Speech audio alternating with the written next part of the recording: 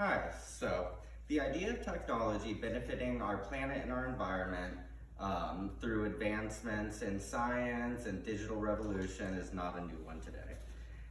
Even from 1976, Samuel Flourman, who was a famous American engineer and scientist, said that it's clear that our survival and the salvaging of our environment are not less dependent, but more dependent on technology. But with this new technology, how can modern tech keep up with the increased pollution and consumption of our planet? Even the United Nations Environmental Program says that AI can play a role in tackling environmental challenges, from designing more energy efficient buildings to monitoring deforestation to optimizing renewable energy deployment. That was in 2022. And through my lecture today, I'm going to show you also a few ways that that very institution, the United Nations Environmental Program, is also currently using multiple different AI technology applications to improve our overall impact on the environment. So, today I'll be speaking to you about AI tech and its potential applications for creating a greener future. Through this application, I'll be providing you with valuable knowledge about AI and its growing role in our lives, as well as some of the ways that it can be used to help us reduce our environmental impact. Hopefully you'll be inspired to look into ways that you can be a part of these exciting changes. Who here living in sunny Florida doesn't enjoy a beach day or visit to some of our trails or freshwater springs? Something about nature has always made me feel a sense of peace, and like everything made more sense when I was out in the wild. But with less and less wild and more technology every day, the challenge is to marry these two concepts into one so that we can have the best of both worlds. Now that we've gone over a little bit about what the goal is for the presentation, let's jump in and take a quick look at a brief overview of what we'll be talking about today. First, I'm going to give you an overview of AI's current unofficial definition and a little bit about what it means and how it's used. Secondly, I'm going to share a little bit about the environment, about nature, and about why it's worth saving in general. And finally, I'll explain some of the main functions of AI and how they can help us improve the way that we interact with our environment, the way we monitor it, and overall could potentially be the key that we need to save the environment in the future. So what exactly is this very obscure, exotic technology that's sweeping the globe these days? What makes a machine more than just a machine? And is it its programming?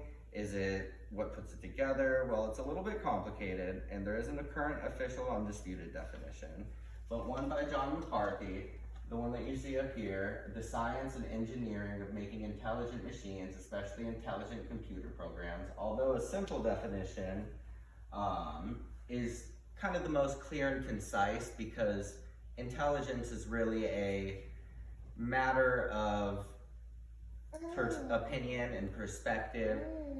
What they're talking about with intelligence is the ability to grow, make decisions, and acclimate and adapt to your environment, which is what AI can do. So it's more of a facsimile of intelligence, like it says, artificial.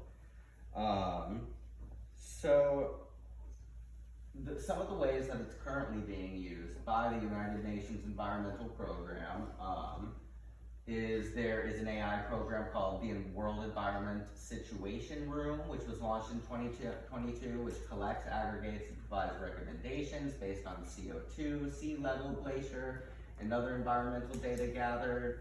Methane Emissions Observatory, IMEO, which leverages AI to revolutionize the approach to monitoring and mitigating methane emissions, cow farts, or other human interactions and inventions that release methane into the air. GEMS Air Pollution Monitoring Platform, which is the largest global air quality information network in the world. And that's just a few. There's dozens, if not even more, out there being used right now. And if you read more into it, it's becoming part of regulation throughout governments and government programs. They're instituting new policies and procedures to make AI the norm, basically, with environmental science and a lot of other science and regulation technologies. And in its future role, by automating, streamlining, innovating, and redesigning some of the things that have made it difficult, some of the easy things, like even for me, as an environmental lover, it's difficult to remember to keep the faucet off every time I'm brushing my teeth, or use less paper products than I need to. And so for the general population, the simple things like that, if they were automated, that would be just the beginning. So with a mixture of the big things, the giant things that regulate our environment and the natural world being regulated by AI, down to reminders to do certain things, or AI knowing when you need things to be on or off, or how much you need to use to assist you, when used safely and responsibly with observation, regulation, and overall being responsible for our own brainchild, so to speak, it could really change the course of human future and the environment.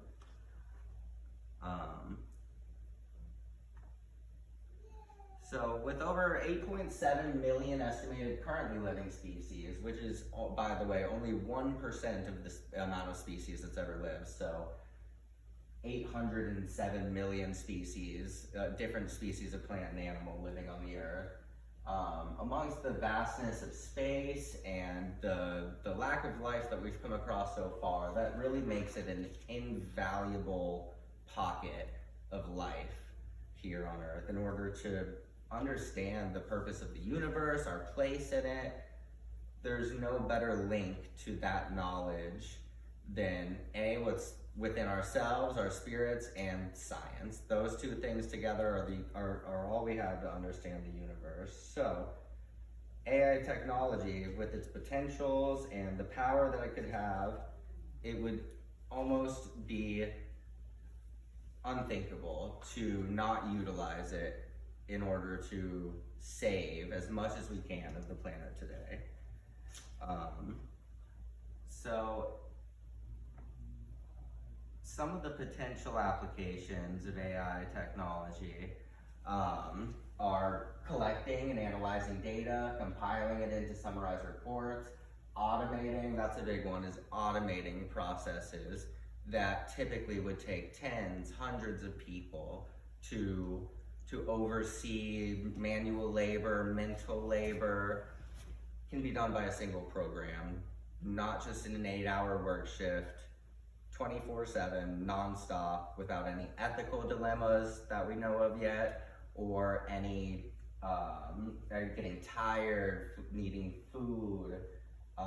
The labor potential that it has in these areas, both mentally and with automating physical processes as well, has to be in the trillions of dollars of potential, not to mention propelling us into a whole new future. It can identify patterns and trends in the environment that allow us to plan ahead, things that sometimes even some of the best mathematicians can't pick up, weather patterns and stuff. By analyzing, even if it's not 100% accurate every time, AI is designed to grow and to adapt and to learn every time it performs a task. It examines the outcome, decides whether that's an ideal outcome, and if it is, continues to act in that way and adjust accordingly as more data is inputted. So it can also, and one of the biggest things about AI too is that as a facsimile of intelligence, as I said, it can offer advice, concepts, and real-time solutions that just like a human would. Although it's not a human, scientifically and even creatively, but in this aspect, scientifically, it has the potential to be just as, if not more useful than a human or a team of humans put together, because it's being filtered through us. Because we're inputting the data, gathering it from AI back, and then determining what to do with it afterwards. So by working together with AI, we kind of double our capacity to see these things and make decisions. So in conclusion, although they've been chiefly portrayed as scary, dangerous, and uncontrollable in popular culture, 2001: A Space Odyssey, Open the Pod Bay Door, HAL, everything about AI that you've ever seen in TV and social media, popular culture, up into its actual birth, has probably seemed a little off-putting or unrealistic, a little bit sci-fi. But now that it's becoming an actual part of our day-to-day life more and more each day, the speed of technology is increasing, has already dwarfed the speed of industry increasing before it. So I personally see the potential applications of AI here and the vastness and scale of its growth and potential to be equal to or in line with the previous revolutions of mankind. So whereas we had originally where we had the Industrial Revolution, the Digital Revolution, the Architectural Revolution before that, this new AI revolution, or as I call it, the Meta Digital Revolution, is the next in line to change the way that everybody thinks and interacts with the world, which is, why I think it's a great place to invest in. It's a great technology to familiarize yourself with, because even though something's new, it might seem scary or unimportant or just abstract and foreign to a point where you don't think that you need it in your life, but it's here to stay and it's not going anywhere. It's just going to get bigger. So the more acclimated and knowledgeable that you become about it today, and the more that you become part of it, not only will it improve your own life by allowing opportunities and the ability to utilize it in order to benefit yourself, but it'll also benefit our planet by the more involved we are with it, the bigger it's going to get. The more ideas we throw into it, the more we try to say, hey, we want to use AI to save our planet.